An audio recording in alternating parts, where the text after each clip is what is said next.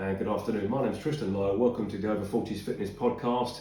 We're going to look at today, it's Sunday afternoon. I've just been to do another food shop for my protein for the week. We're going to look at sources of protein which are good for most people, unless you've got a medical problem, or if for religious reasons you don't actually eat a certain type of protein. But we're going to look at today good sources that are relatively low cost, easy to buy, and should give our bodies a good balance of amino acids. All right, in the first sense, we're going to start with one that everybody knows, okay, chicken. What we've got here is chicken breast, and there's 4 pieces in there. These are chicken fillets, and I'll eat 4 to 5, maybe 6 of these a week. You get about 30 to 35 grams of protein in your average size chicken breast. Ideally, you should go for organic. These ones aren't, but they'll do for me. Just bear in mind, chicken breasts, when they manufacture them, when they get them ready for you in the shops, quite often they inject them with water. So the weight of the chicken breast, when you cook it, it's usually a fraction lighter, but very good source of protein. 30 to 35 grams.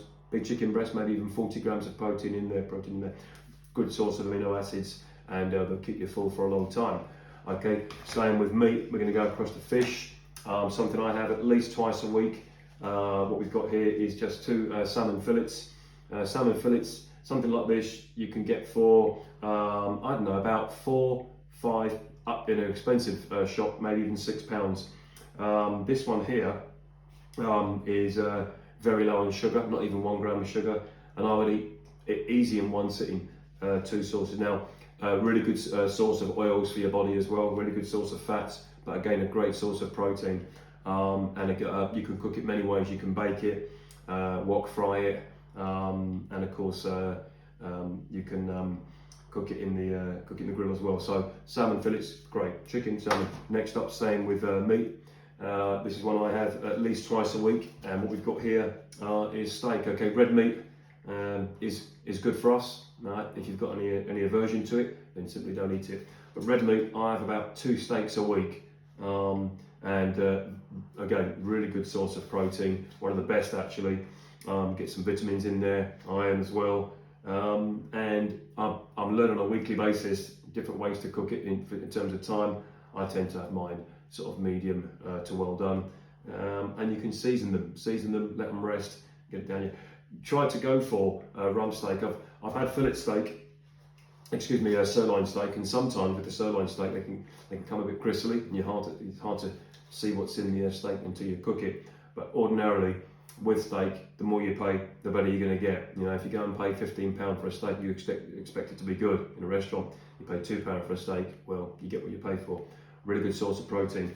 To give you an idea, this one here, if I can read the small print on the nutrition side, per 100 grams, there's 22 grams of protein in this. So per 100 grams. So this is a pretty good source, and this one's 227 grams. Now let's say that's approximately right. 227 grams for this. It's probably about 215 by the time you've cooked it, or even less. But what you're going to get is 40 grams plus of protein in that superb steak. Right, and finally, we can call it a source of meat, and that's bacon. Now again, some people don't eat bacon because they don't like the taste. Some people don't eat bacon because for religious or cultural reasons. Now, this is a relatively good source of protein. Yes, it does come with fat, and yes, it's like a sort of salty meat.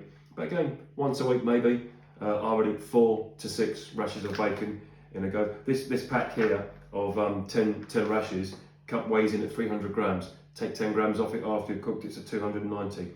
And going per the 100 gram mark again, it says here per 100 grams, there's 25 grams of protein, right? So even if they're out by 10%, there's going to be 21, 22 grams at least per 100 grams.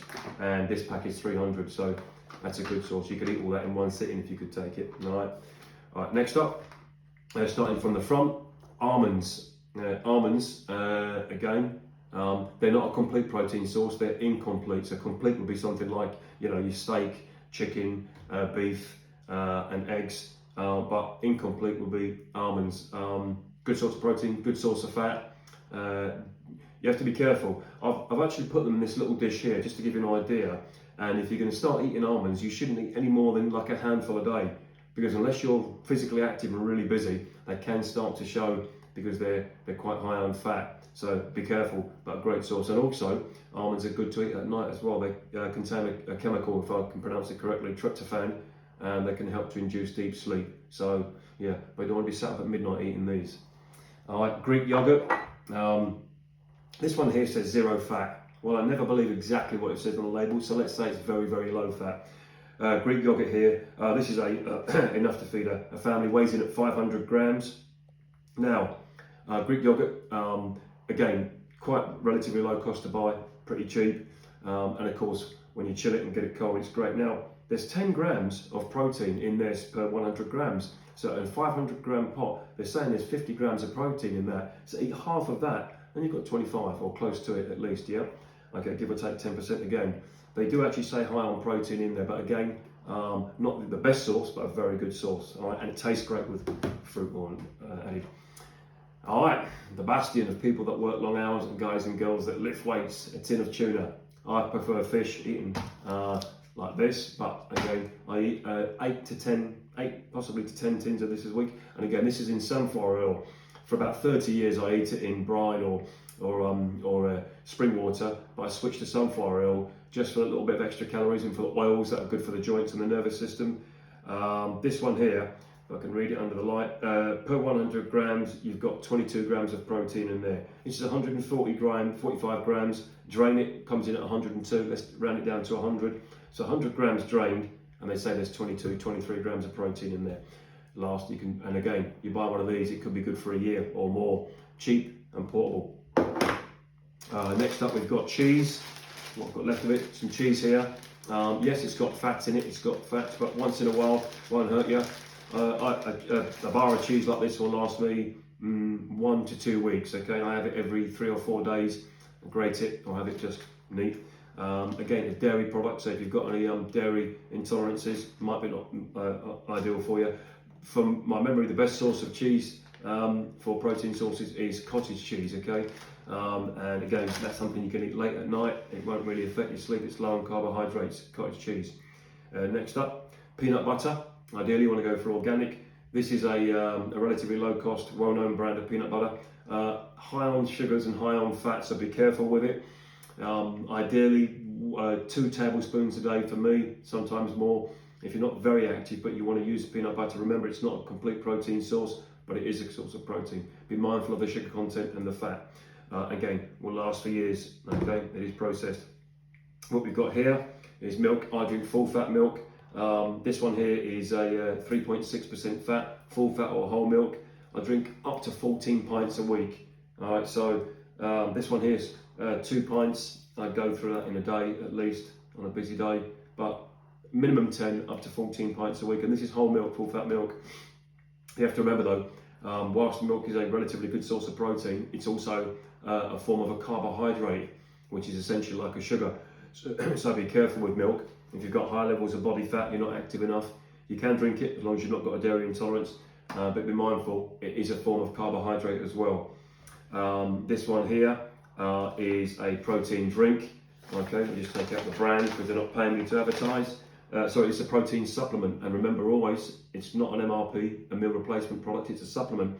It should be taken as a last source of protein if you're physically active. I'm active, I'm 52, 6'4", and I weigh up to 180 pounds in the winter season, go down to about 177, 176 in the middle of summer. I'm very active, I've had 40 years plus of exercise, and my profession, as you know, is an active profession, so I can take protein drinks. I have to be mindful though, if you buy cheap, you end up buying twice because you go back and spend more money on a more expensive one, which I've actually talked about in another video. So again, it's a supplement, not a replacement. Be careful with those.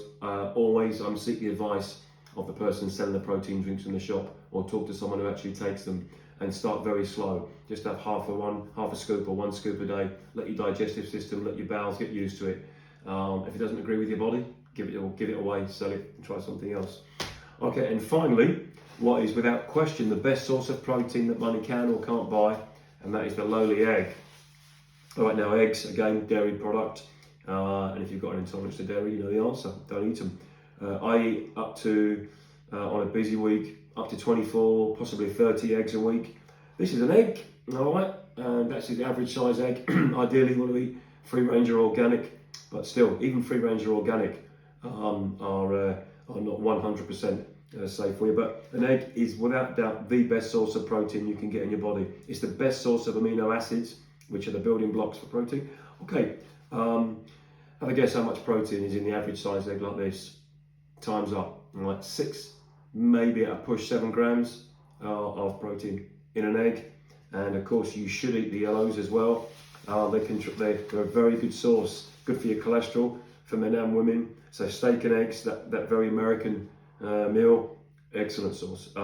So if you're looking to get a cheap, low cost, easy to prepare source of protein in the body, and you can do a load of things with it. You can boil it, you can scramble it, you can poach it, and you can make meals out of it as well. These are without doubt the best source. Now, if you look at all these here, none of these here, I've just looked them up on the internet and found them. I eat these every week and in quite a large source as well. So start light, okay, and work your way towards building a better body. This is a macronutrient, and a macronutrient is something that the body has to have to some degree. Remember though, they can't break down, digest or synthesize properly into your body without a micronutrient, and that's your vegetables and your fruits. So macronutrient, protein, another example being carbohydrates or fat. Our bodies need them, but they won't actually digest the correct way or the way we need them to without the macronutrients from the vegetables or the fruits to break them down. So always make sure you get a lot of vegetables in your plates as well. If you're doing a resistance training of some description and looking to add muscle and lose a bit of body fat, when you look at your plate, the optics or the eye test, about 40% of your plate, if not more, depending on your size, should be a source of protein, and the rest should be a source of vegetables, which are also a carbohydrate. But yeah, and here we go. I often get asked how much protein should we put in our bodies, and I always go down the low side first, about 0.5 grams of protein per pound of body weight, and then you can work your way up to 1 gram of protein per pound of body weight. And then if you are a physically large person, really active, and you're getting into heavy lifting and training, you're a good athlete, go to 1.5 or 2 grams of protein per pound of body weight. Start slow, work at it hard, and that's it. What we're going to do is come back next week. We've talked about carbohydrates, we've talked about protein today. The next time we're going to look at our good fats, poor fats, healthy fats, a macronutrient that the body needs. My name's Tristan Lowe, and the podcast is over 40.